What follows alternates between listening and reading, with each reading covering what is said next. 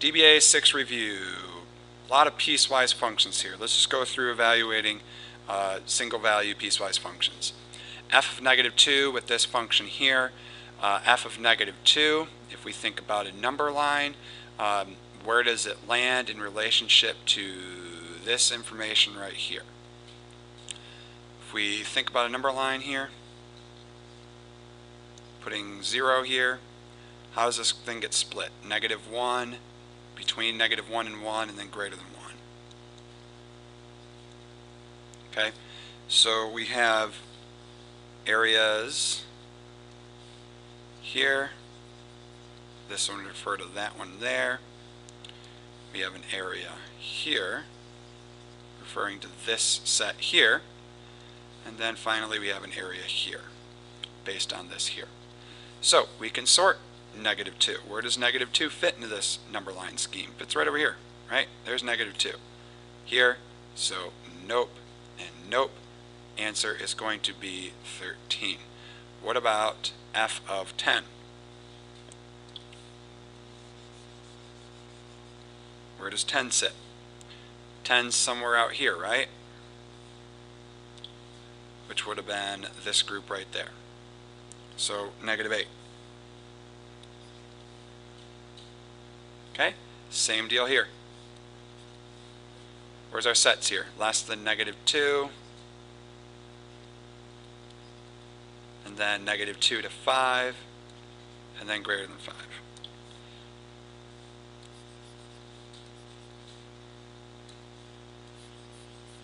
So if we're here, there we go.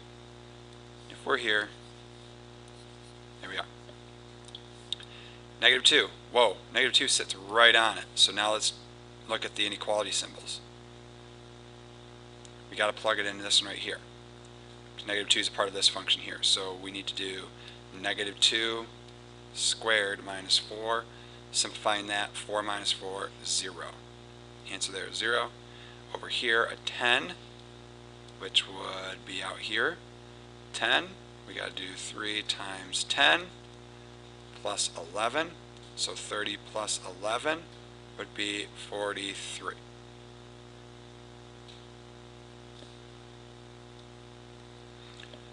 Next, these ones here. Addition of two functions and subtraction of two functions. Addition of two functions, pretty straightforward. Let's just add the two functions together. As you can see with the addition sign right here, we need to add these two individual functions up just like so. And when you add functions, we combine like terms. Even with subtraction, we also combine like terms. So look for the like terms. 5x squared, nothing to combine it with. 9x, something to add it with, and we're going to add it with -6. And then we're also going to take this -2 and we're going to add it with 12.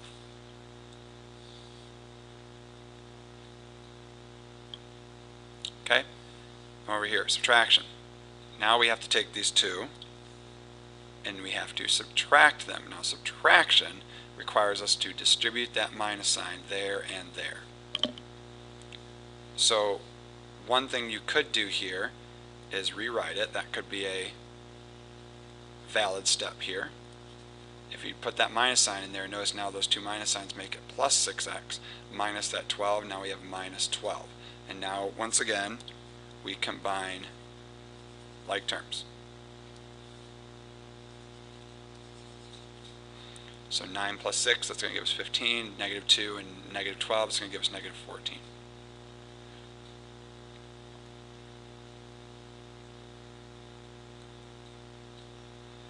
Alright, here, washer and dryer. Right? So G of F of 4. For that first one there, understand what does 4 need to go into. 4 needs to go into F. So right there.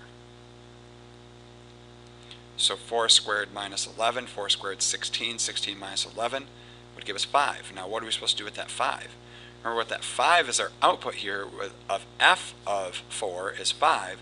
Now if we're doing G of green, we're actually now doing G of 5. So to find G of 5, we have to take the 5 now, plug it into G. So 4 times 5 plus 2, That's 20 plus 2, 22. Final answer. Next, f of g of 0. 0 needs to go into g. So you're going to put a 0 right in there. 4 times 0 plus 2, 4 times 0 is 0, plus 2, we get 2. So now we need to do f of 2. Now we're going to take 2, we're going to plug it right in here. 2 squared minus 11. That's 4 minus 11, which takes us to negative 7. Done. Next, f of negative 2. Now with that negative 2 here, where students go wrong here is they square negative 2 instead of, and they square negative 2 using their calculator, which a lot of times students forget how to properly type that into the calculator. You need to use parentheses there. Just do it in your head. It's a lot faster. Negative 2 squared, that's positive 4, and 4 minus 11 is negative 7. So now we're going to take that negative 7, and let's find g of negative 7. Let's plug that in, do the math. There we go, negative 26.